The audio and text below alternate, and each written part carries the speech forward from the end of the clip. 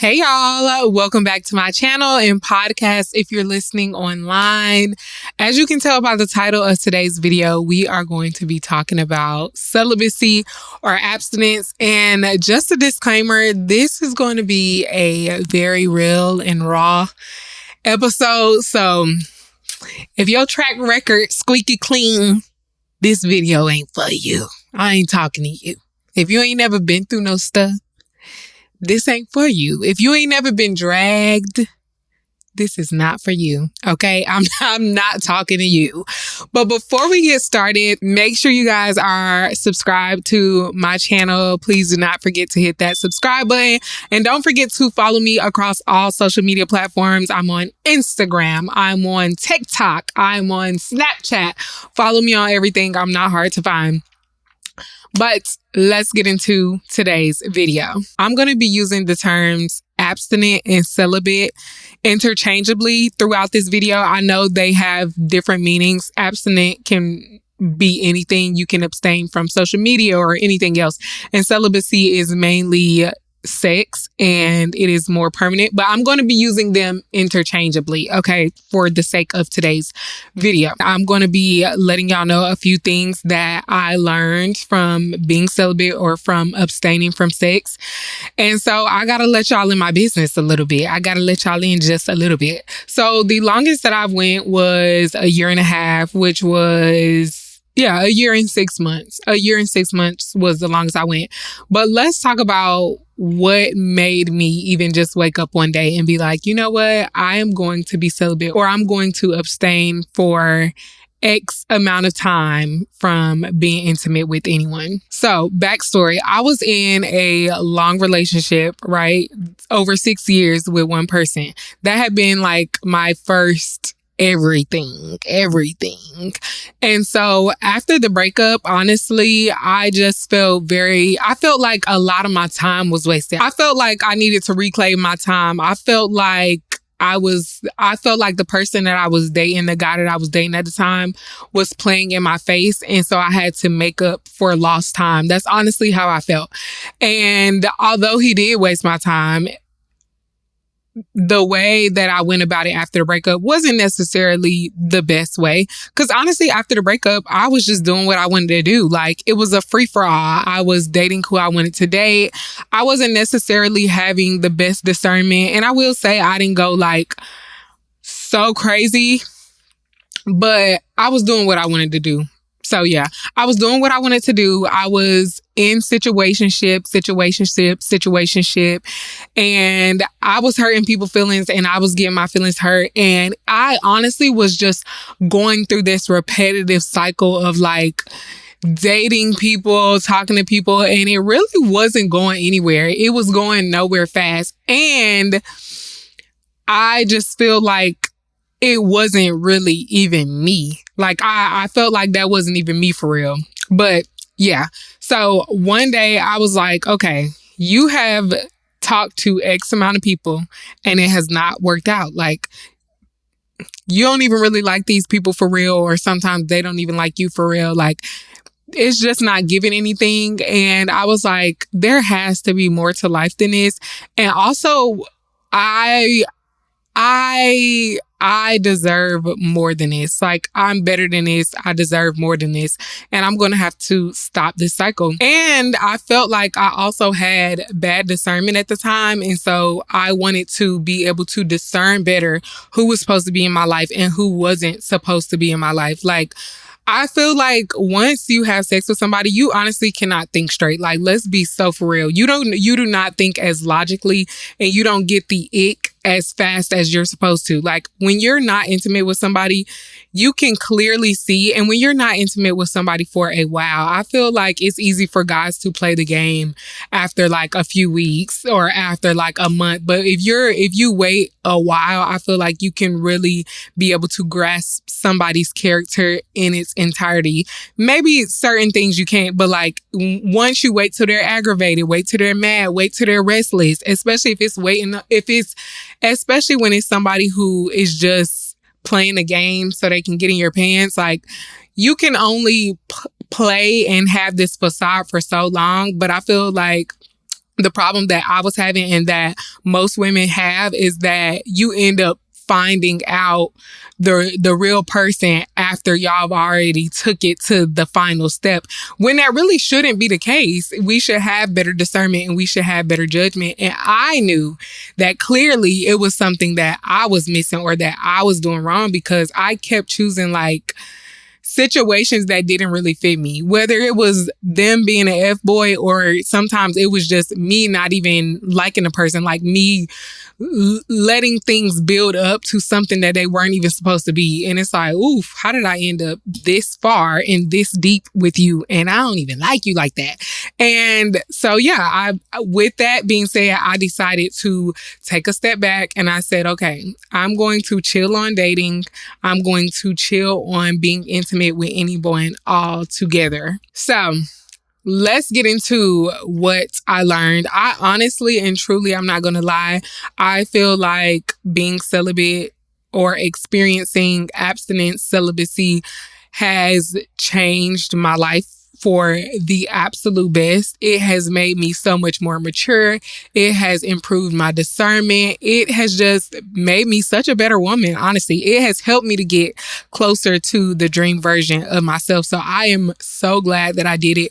And honestly, if you're watching this video and you are somebody who feels like you are constantly going through bad cycles, or you feel like you're constantly going through bad breakups, or you just feel like you have a pattern of going through the same things. Maybe you're always getting cheated on. I don't know what it is, but I'm going to tell you that I would highly recommend abstinence or celibacy to any man or any woman, because it just helps you to get clarity, especially at the age that I did it. I was like 24, 23, 24. I don't know. I was in my mid 20s. And I think it's just important, especially for that age range, to be clear on what you want, because a lot is changing. Y'all know they say that you change into a different person every 7 years or so. So around your mid 20s, a lot changes. Like most of the time you're graduating from college, or if you're not graduating from college and you're changing schools, everybody else, or if you're changing jobs, not schools, everybody else around you is growing. You're all maturing. And so what you liked when you were 17 is not really what you like at 23, 24, or it shouldn't be if you're growing and maturing. What you liked, what made you feel loved, what you were comfortable with, what made you feel respected. Like there is a huge difference developmentally from 17, 18, and then mid 20s. So I'm glad that I took that time to be by myself and learn myself at that age, because I feel like it helped me to really see what I wanted and to develop into the type of woman that I really wanted to become. But let's get into the tips that celibacy taught me. Okay. Number one, I learned that I was mistaking sex for love.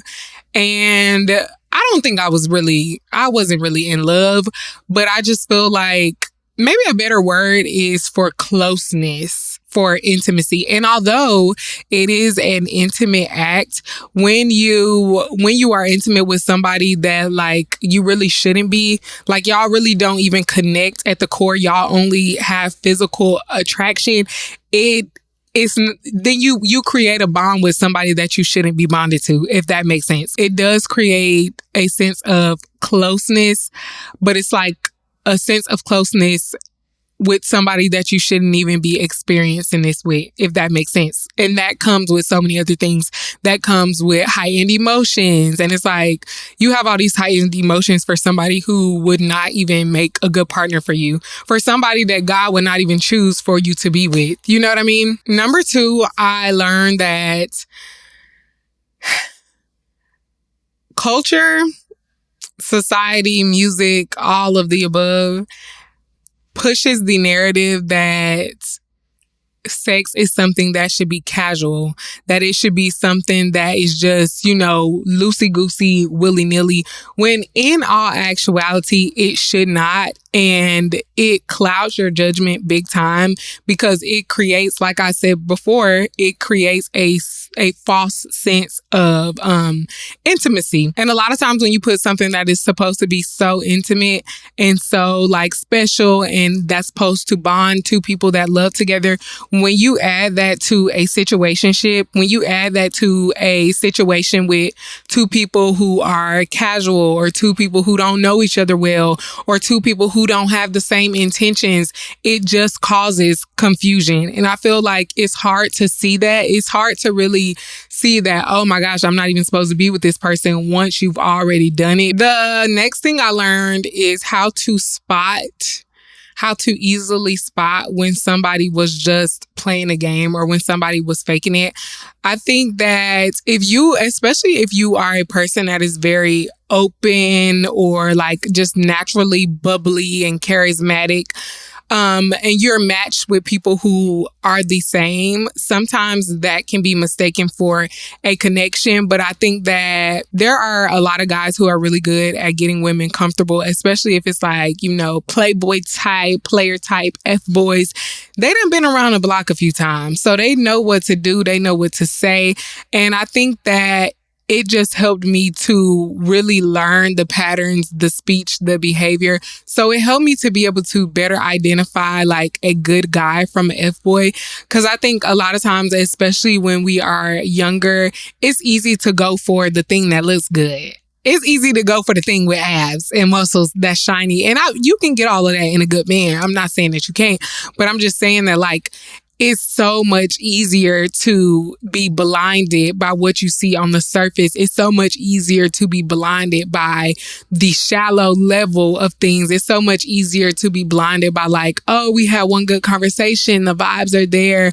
The connection is there. Or, oh, we've been on the phone X and Y and Z amount of times. I think he really likes me. It's so easy to be blinded by that and make a decision off of that versus when you actually take time, like once sex is involved and a person stops faking it, that's it. Your emotions are already tied in. A lot of emotions are already in the equation. So it's hard to like go back or leave. But when you wait and actually get to know who a person is deep down inside, when you get to know what triggers them, what makes them sad, what makes them happy, what makes them angry. And disclaimer, this is not something that you can get from one conversation. When we meet people for the first time before we get comfortable with them, not even just for the first time, when I know somebody, I've only known somebody for 2 months, you're not going to know the real me. Like, you're not going to really know what irks me or what makes me sad or what makes me cry because everybody's not an open book like that. Now, with me, you probably would know all of those things about me because I talk a lot and I'm an open book, but the average person is not like that. It takes time to get to know people.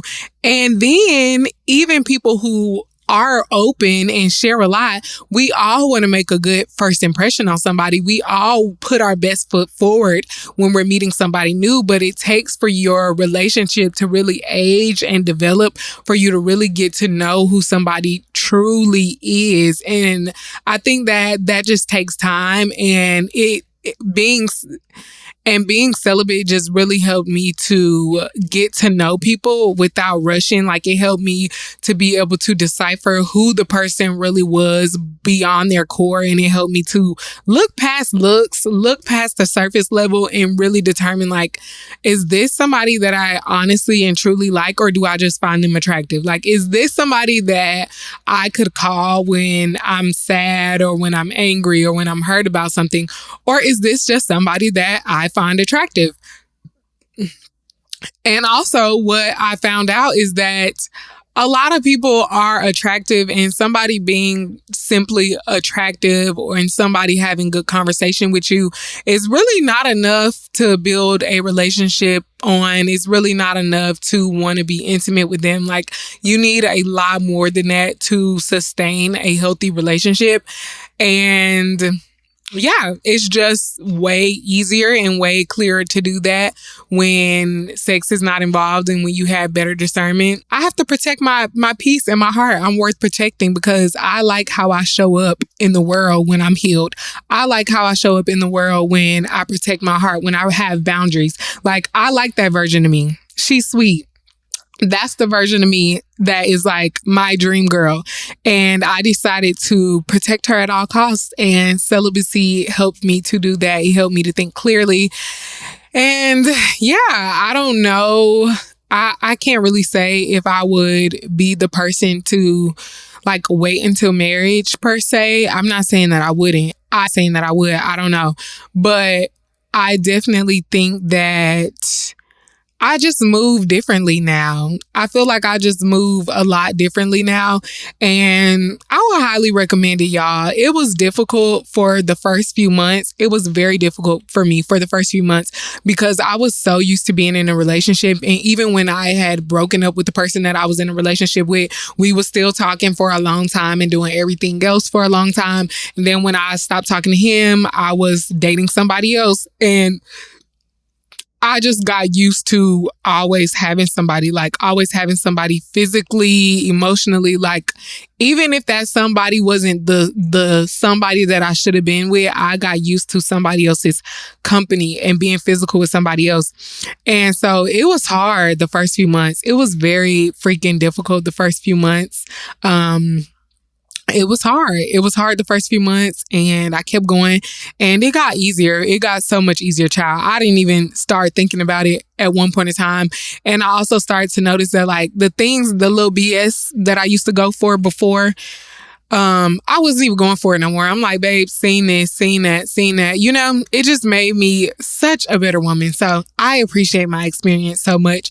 And yeah, if anybody is thinking about doing it, you know, if anybody's thinking about abstaining from sex, celibacy, or you have any questions, feel free to ask me, leave a comment, or you can DM me on Instagram at Shanti Ringfield. I try to respond back, or on TikTok at Shanti Ringfield. And yeah, I hope you guys found today's video helpful. It felt good to finally talk about this. I didn't know how to put it in a video, but I'm glad I did. So yeah, I hope this video was helpful. I love y'all and I will see y'all on my next video. Bye.